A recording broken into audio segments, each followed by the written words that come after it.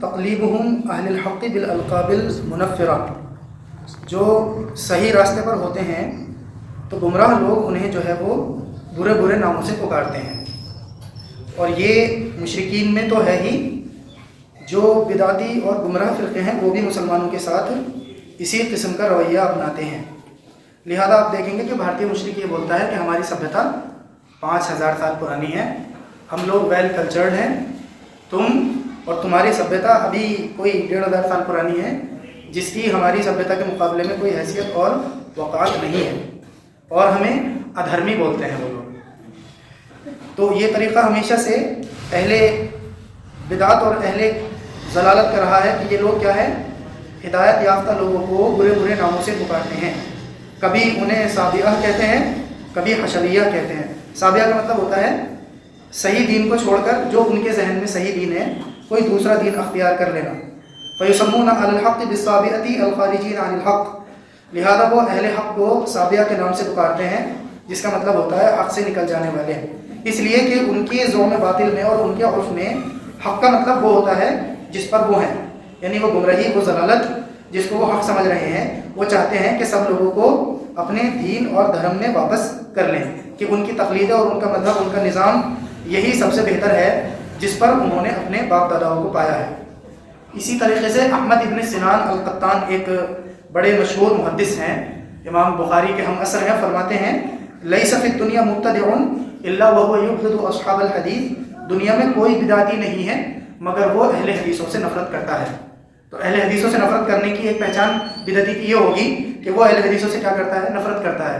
اسی طریقے سے گمراہ فرقوں کے بارے میں یہ آتا ہے کہ یہ اہل حدیثوں کو حشویہ کہتے تھے۔ حشو کا مطلب ہوتا ہے کلام فضول، ایسی بات جس کی بات کی کوئی اہمیت نہ ہو، تو اہل حدیثوں کو یہ لوگ کیا بولتے ہیں، حشویہ، یہ پھالتو کے لوگ ہیں، ان کی کوئی ویلیویشن نہیں ہے۔ تو اور میں کہتا ہوں کہ ہمارے زمانے میں دیوبندی ہمیں غیر مقلد کہتے ہیں، بریلوی ہمیں وہابی کہتے ہیں، جماعت اسلامی ہمیں بولتے ہیں کہ یہ لوگ عبد الدینار و درہم ہیں، یعنی یہ لوگ اپنے حکمرانوں کی عبادت کرتے ہیں، کیونکہ ہم مسلمان حکمرانوں کے خلاف بات کرنا اور ان کے خلاف تلوار اٹھانا، ان کے خلاف ممبروں پر بیان کرنا جائز نہیں سمجھتے۔ تو ہمیں کیا بولتے ہیں کہ یہ لوگ جو ہے وہ علماء سلاطین ہیں، یہ لوگ جو ہے وہ اپنے جو لیڈرز ہیں ان کے پیچھے چلتے ہیں اور ان کی صحیح و غلط ہر ایک بات کو تسلیم کرتے ہیں۔ تو بہرحال یہ جاہلیت کے زمانے کا طریقہ ہے کہ ہمیشہ حق کو جب نہیں مانتے تو اہل حق کو غلط غلط ناموں سے موسوم کرتے ہیں اور کہتے ہیں کہ تمہاری بات ماننے والے ہیں ہی کتنے، بہت کمزور قسم کے لوگ ہیں، اور تم تو بہت سطحیات والے لوگ ہو، تمہارے اندر دین کی سمجھ نہیں ہوتی ہے، تم لوگ قرآن و سنت کے ظاہر کو لیتے ہو، ہم لوگ دیکھیں آپ ہمارے مدرسے میں آئیں، ہم آپ کو حدیث کی سمجھ سکھائیں گے کہ حدیث کی سمجھ کیا ہوتی ہے، اور اس حدیث کی سمجھ سے مراد یہ ہوتا ہے کہ کس طریقے سے صحیح حدیث کو باوجود یہ کہ ثابت ہو جائے توڑ مروڑ کر اپنے مذہب اور اپنے مسلک کے مطابق بنا لینا۔ پھر دوسرا مسئلہ ہے کہ یہ لوگ اللہ اور اس کے رسول پر جھوٹ باندھتے ہیں اور حق کو جھٹلاتے ہیں۔ یہ طریقہ بھی مشرکین کے یہاں تھا، یہ لوگ کیا کرتے تھے کہ اللہ تعالیٰ کے اوپر جھوٹ باندھا کرتے تھے، کہتے تھے کہ ہم جو شرک کرتے ہیں اور یہ جو نافرمانی کرتے ہیں، ننگے ہو کر طواف کرتے ہیں، اس کا اللہ نے ہمیں حکم دیا ہے، واللہ امرنا بہا، کہ ہم جو ہے اس کام کو اس لیے کرتے ہیں کہ ایک تو ہمارے ماں باپ اور باپ دادا والے کام کیا کرتے تھے، اور اللہ تعالیٰ نے ہم کو اس چیز کا حکم دیا ہے۔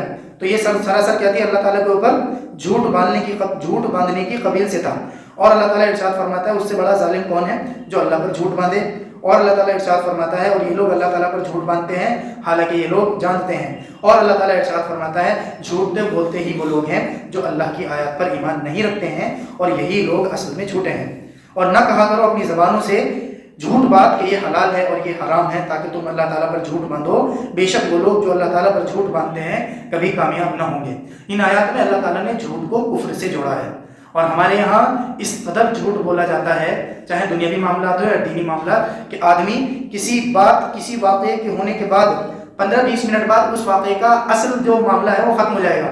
آپ 20 آدمیوں سے پوچھیں، ان کے پاس اس بات اور اس انسیڈنٹ کو سمجھانے کے لیے 20 الگ الگ تھیوریز ہوں گی۔ اس سے پتہ چلتا ہے کہ لوگ حق کی اور صحیح بات کی گہرائی تک جانا نہیں جاتے ہیں۔ ابھی اگر ہماری مسجد میں کوئی نارمل سی بات ہو جائے اور 2 آدمی اس بات کو سن رہے ہوں باہر، تو یہ بات اونچے پر پہنچتے پہنچتے ایسی ہو جائے گی کہ آپ کہیں گے اچھا ایسی بات تھی، ہم وہاں موجود تھے، اس بات کی تمیز ہمیں بھی نہ ہوئی۔ جس بات کی خبر یہ لوگ دے رہے ہیں۔ اسی طریقے سے اہل بدعت جھوٹی کہانیاں سناتے ہیں، جھوٹے قصے سناتے ہیں تاکہ فین فالوئنگ بڑھائی جائے۔ ہمارے یہاں ایک جماعت ہے، اس کا کام ہی فیک کارگزاریاں سنانا ہے۔ جماعت بھٹک گئی تھی، جنگل میں گئی، شیر آیا اور شیر کیا ہے، جماعت کو راستہ بتانے لگا۔ ایک حضرت تھے، وہ کہنے لگے ایمان ایسا چاہیے کہ 11,000 کی لائن پہ ہاتھ رکھ دیں تو ایمان خراب نہ ہو۔